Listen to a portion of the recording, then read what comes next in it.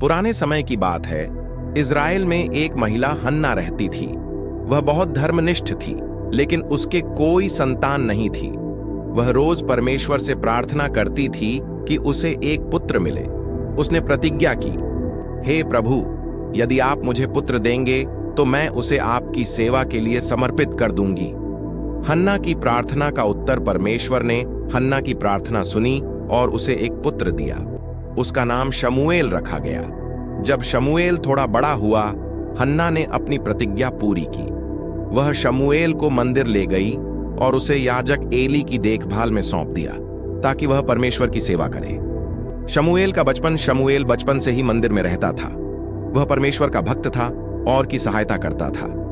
एक रात जब वह सो रहा था, उसे किसी ने पुकारा, शमूएल, शमूएल। शमूएल ने सोचा कि एली ने उसे बुलाया है। वह एली के पास गया और कहा, आपने मुझे बुलाया? एली ने उत्तर दिया, नहीं बेटा, मैं नहीं बुलाया, वापस जाकर सो जाऊं। यह पुकार 3 बार हुई। तीसरी बार एली समझ गया कि यह परमेश्वर की आवाज है। उसने शमूएल से कहा, अगर फिर से आवाज आए तो कहो, हे प्रभु बोलिए, आपका दास सुन रहा है। परमेश्वर का संदेश जब शमूएल फिर सोने गया तो उसने फिर वही आवाज सुनी, शमूएल, शमूएल। शमूएल ने उत्तर दिया, हे प्रभु बोलिए, आपका दास सुन रहा है। परमेश्वर ने शमूएल को एक विशेष संदेश दिया। उसने कहा कि एली और उसके परिवार ने पाप किए हैं और अब उनका समय समाप्त हो रहा है। शमूएल का साहस सुबह होने पर एली ने शमूएल से पूछा, परमेश्वर ने तुमसे क्या कहा?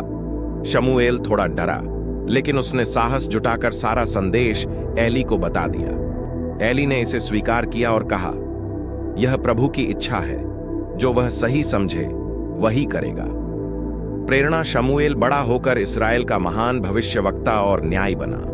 उसने सिखाया कि परमेश्वर की पुकार को पहचानना और उनकी आज्ञा का पालन करना कितना महत्वपूर्ण है। सीख शमूएल की कहानी हमें सिखाती है कि भले ही हम छोटे हों या अनुभवहीन, यदि हम ईश्वर की आवाज सुनने और उनकी राह पर चलने के लिए तैयार हैं, तो वह हमें महान कार्यों के लिए चुन सकता है।